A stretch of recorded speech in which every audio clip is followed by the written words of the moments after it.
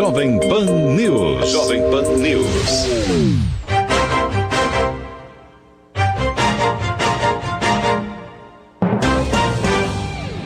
Também são 8h42. Nós vamos falar agora sobre um projeto que vem despertando muitas discussões aqui na nossa região. O governo do estado anunciou a construção de uma barragem entre Rio Claro e Ipeúna, e isso vem despertando aí o posicionamento de muitos especialistas da área. A população também, vizinhos dessa área, vem se manifestando nos últimos dias através das redes sociais. O Grupo JC também vem acompanhando essa questão desde o início, no Jornal Cidade, também aqui na Jovem Pan News. E hoje nós vamos conversar, então, com dois representantes da Unesp e também do projeto Geoparque. Nós já estamos aqui no estúdio com o professor Dr. José Eduardo Zaine, ele que é docente da Universidade, da Unesp, e também faz parte da equipe de coordenação do projeto Geoparque. Bom dia, professor, seja bem-vindo aqui ao programa. Bom dia, Carla. Obrigado pelo convite e pela oportunidade de expor o tema. Nós também estamos aqui no estúdio com o doutorando André de Andrade Colha, o André é doutorando da Unesp e também integra aí a questão da coordenação do projeto Geoparque. Bom dia, seja bem-vindo. Bom dia, Carla. Obrigado, um prazer estar aqui. A gente ouve, né, professor, muitos comentários desde que o projeto foi anunciado pelo governo do estado, sob o argumento de que é preciso construir uma barragem aqui na região para garantir o abastecimento das cidades, indo não somente Ipeúna e Rio Claro, como também chegando até Piracicaba. A gente sabe que as cidades aqui da região enfrentam realmente problemas relacionados ao abastecimento, mas a partir daí vários questionamentos começaram a ser apresentados do ponto de vista ambiental, da questão do nosso patrimônio arqueológico também. Como é que vocês enxergam essa questão desse projeto? Bom, a construção de barramento, de reservar água para suprir a população no futuro, indiscutivelmente é muito importante, tá? E isso deve ser feito sem sombra de dúvida. E para isso, a agência PCJ contratou um estudo e selecionou algumas áreas para construir esse barramento para suprir a população de água no futuro. Tá? Isso é indiscutível. Apenas o local que foi escolhido está em discussão. Tá? Então, e nós da universidade e que temos estudado a bacia do Curumbataí há algum tempo, né, abrimos um diálogo PCJ para estudar algumas outras alternativas de forma que tenha essa reserva de água e que possa atender os municípios sem impactar tanto alguns locais como o que foi escolhido. A gente sabe que existe uma pressa, digamos assim, quando a gente conversa com os representantes dos departamentos de água para resolver essa questão do abastecimento, né? No ano passado já foram enfrentadas algumas dificuldades, mas um projeto dessa magnitude, professor, ele exige estudos mais aprofundados? Ele pode ter um impacto negativo naquela região, na sua vizinhança? Sem dúvida. Tem todo um processo de licenciamento, de estudos, né, que decorre algum tempo, e um barramento sempre tem impactos negativos e positivos, né? E tudo isso tem que ser, dentro desse estudo, tem que ser avaliado e pesado, né? De forma que os benefícios que esse barramento e essa represa vêm a ter sejam maiores e os impactos sejam minimizados ou mitigados de forma correta, né? Então, mas tem todo um procedimento que deve ser seguido. André, numa primeira análise, vocês que acompanham já essa região, estudam essa região, já aparecem alguns obstáculos, alguns fatores que precisariam ser levados em conta para não se construir naquele local? Sim. Bom, retomando um pouco o histórico, né? Na verdade, esse projeto ele vem sendo com uma certa antecedência, né? O próprio estudo ele prevê a construção daqui vários anos. Acontece que a forma que foi divulgada foi um pouco intempestiva, né? Foi divulgado como se a construção fosse acontecer esse ano. Isso gerou uma repercussão muito grande, porque as pessoas não sabiam, né? Os estudos não estavam aprofundados ainda. Então isso acabou gerando essa repercussão. Mas ainda vão ser feitos estudos, já estão sendo pensados em outros pontos. E por que aquele ponto é um ponto problemático, né? Aqui na região, Rio Claro, na Bacia do Curumbataí inteira, a gente tem mais de 100 sítios arqueológicos. Vários locais onde foram encontradas pontas de flecha, pontas de lança, pinturas rupestres, antigos machadinhos, coisas usadas por povos que viveram aqui há 5, 6, até 8 mil anos atrás. A questão aqui é aquele ponto onde está sendo proposta, onde foi proposta inicialmente a barragem, que é a confluência do rio Passa Cinco, a junção do rio Passa Cinco com o rio Cabeça, é justamente onde está um dos sítios arqueológicos mais importantes do Brasil, que é o sítio arqueológico Alice Boer, que é super famoso aqui na região, mas também foi estudado por vários pesquisadores da França, de outros países da Europa. Então é um sítio arqueológico muito importante, talvez o mais importante aqui da bacia. Então seria muito complicado construir ali, porque a gente perderia esse patrimônio. Existem outras possibilidades, outras alternativas, Sem que dúvida. não prejudicam a questão da disponibilidade de água, por exemplo, não afetariam o projeto. Sim, com certeza. A gente já está conversando com o PCJ, então. Eles estão propondo outros locais e a gente, em parceria, está batendo esses locais com o nosso banco de dados de geossítios e sítios arqueológicos para ver qual que seria o impacto nesses outros locais, ver se seria um impacto menor, porque dependendo do impacto, às vezes ele acontece, mas tem como mitigar. A questão é que lá no Altarujo, no encontro do Passa Cinco Cabeça, seria muito difícil mitigar, porque seria uma perda muito grande, mas em outros locais talvez seja possível. Seja menor, né, esse impacto. E além disso, a gente enxerga algumas outras possibilidades. É um técnico da prefeitura, o Miguel, que vem trabalhando com a gente. Ele encontrou uma cava de argila, ou seja, uma antiga mineração de argila, que já está abandonada, não tem mais a extração, e ela serve como reservatório de água, né? Porque depois que você retira a rocha, fica lá o buraco aberto, e aquele é um reservatório que está pronto já. Você consegue encher ele de água e sem causar impacto nenhum. Não precisa do barramento para reservar essa água. Então é uma outra possibilidade também. Das cavas de argila. As cavas de argila. Inclusive trazendo uma função nova para esses espaços que ficam abandonados aí, né? Exatamente. Perfeito. Agora, essa discussão das cavas de argila já acontece também há bastante tempo, né, professor? Mas na prática a gente não vê muito avanço. É uma alternativa, principalmente aqui para nossa região, que nós temos essas tantas cavas de argila?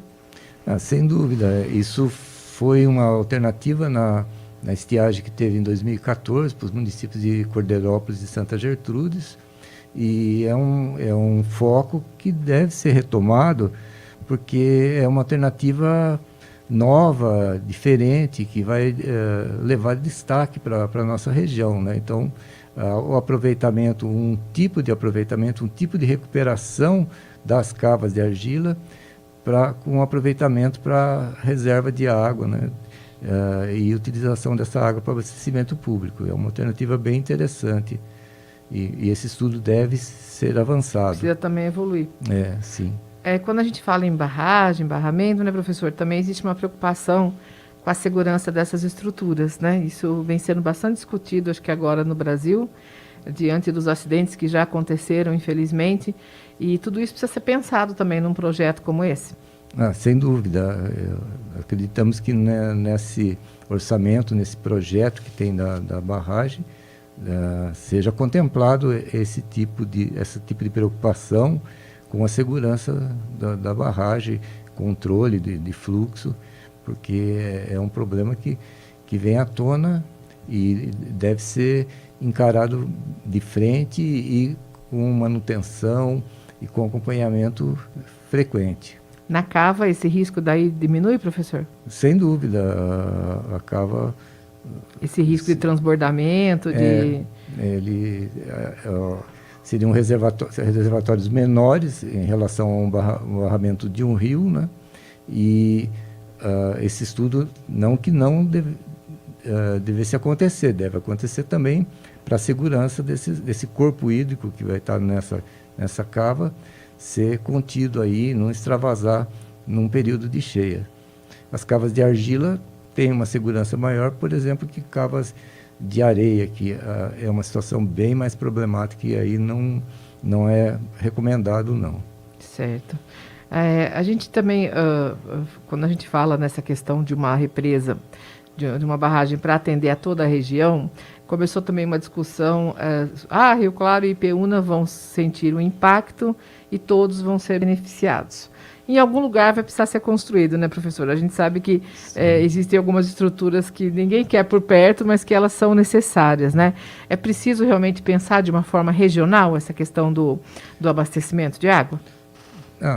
Isso é muito importante, pensar de uma forma regional, pensar também na bacia como um todo, nas áreas de cabeceiras, porque a nossa bacia ela tem uma característica muito especial, que ela tem uma área importante de ocorrência de rochas areníticas que compõem o aquífero Guarani. E essas rochas que ocorrem na cabeceira da bacia podem ser excelentes reservatórios no solo e no subsolo, e esses reservatórios vão estar suprindo água para os rios, como o Rio Corumbataí, o Passa Cinco, Cabeça, o Ribeirão Claro, né?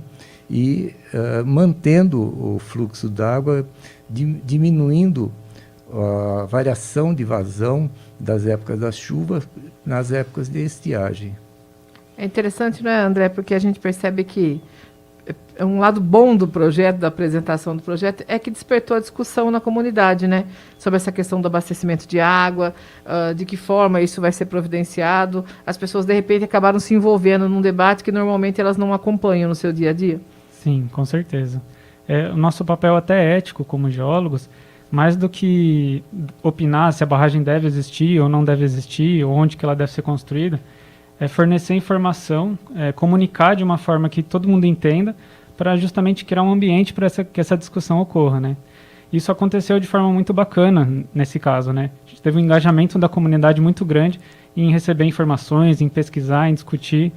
Inclusive, eu até queria aproveitar, né, como hoje é Dia Internacional das Mulheres, o papel das mulheres nessa mobilização foi muito importante. Então, desde a Ju, que começou a contar a história da família dela com esses artefatos arqueológicos, o pessoal que está se mobilizando, a Aline, a Dani, a Débora, fizeram estudos, juntaram informações de leis, informações arqueológicas, montaram folders comunicativos. Então, esse engajamento da comunidade foi muito bacana. Também nesse momento é importante que as pessoas estejam acompanhando, estejam cientes, porque é a vida delas que vai ser impactada, né, diretamente. Sim, exatamente. Agora, houve um avanço, professor, nas conversas com o PCJ? Como é que tem acontecido essa discussão nos últimos dias? Não, sem dúvida, houve um avanço e nós tivemos uma reunião no dia 18 de janeiro, foi uma reunião bem interessante, bem produtiva, onde o PCJ abriu o diálogo e teve interesse em estar dialogando com a universidade e estar passando, e essa possibilidade de nós, da universidade, passarmos as informações das pesquisas, dos estudos que existem na bacia, né, isso há muito tempo, né, desde que eles demonstraram grande interesse. Então, cada dia a gente tem participado mais com eles, tanto nessa reunião geral, como nas reuniões setoriais, nos municípios, né? E essa discussão, eu acredito que tem avançado e tem sido bastante positiva. Então, é uma possibilidade muito boa de nós, da universidade, passarmos todo o conhecimento geológico, hidrogeológico que tem da bacia, e estar interagindo com eles. Nós estamos conversando com o professor Dr. José Eduardo Zaine e também com o doutorando André de Andrade Colha a respeito do projeto, né, de construção de uma barragem entre Rio Claro e Ipeúna. No caso do projeto Geoparque, que é um projeto de desenvolvimento da região, né, através do turismo, existe um prejuízo com a construção dessa barragem? Como vocês analisam do ponto de vista do projeto? Ok. Não necessariamente existe um prejuízo. Como o professor Zaine comentou, uma barragem vai trazer impactos positivos e negativos. O Geoparque, ele tenta justamente equalizar essa conta, né? O Geoparque, ele é um projeto ele é um modelo de gestão do território, de organização do território proposto pela Unesco, e ele tem 3 pilares, que um seria a conservação do nosso patrimônio, o segundo seria o geoturismo como fonte de renda, como fonte de desenvolvimento para a comunidade, e o terceiro seria a educação, para trazer uma conscientização geral. Então, da questão da conservação, a gente tem um banco de dados de geossítios e sítios arqueológicos, que ele é uma ferramenta muito boa para fazer licenciamento ambiental, porque qualquer empreendimento, seja uma barragem, seja um loteamento, seja a construção de uma indústria, pode pegar esse banco de dados, ele vai ver ali pontos importantes do patrimônio que ele vai ter que levar em consideração nos estudos ambientais. Então, facilita o trabalho desses estudos ambientais. E aquele local da barragem, a gente acredita que ele não é propício para uma barragem, mas ele poderia ser utilizado, por exemplo, para atividades sustentáveis, de lazer, de visitação, né, de uso da cachoeira que tem lá, uso do rio. É um lugar muito bonito, né? Um lugar muito bonito, exatamente. e a gente ainda enxerga o potencial de usar tanto conhecimento relativo àquele lugar, quanto essa questão de como lidar com essas questões de construção, de empreendimentos, em estratégias de educação. Então, trazer isso para as escolas também, trazer, quando locais que tiverem visitas, trazer esse conhecimento também. Então, são formas que o Geoparque acaba tangenciando essas coisas e tentando contribuir de alguma forma. Com certeza. Trazer a comunidade, né, para esse cuidado com o lugar onde a gente vive. Exatamente. Muito importante. Eu quero agradecer, infelizmente o nosso tempo terminando aqui, agradecer a participação do professor Dr. José Eduardo Zaine, também do doutorando André de Andrade Collier. Nós conversamos então sobre esse projeto de construção de uma barragem entre as cidades de Rio Claro e Ipeúna para abastecer aqui os municípios da região. Professor, obrigada pela sua presença, tenha um bom dia e bom trabalho. Eu que agradeço, bom dia para você e para todos os ouvintes. André, obrigada pela participação, tenha um bom dia. Muito obrigado, Carla, estamos sempre à disposição. Obrigada. Jovem Pan News. Rio Claro.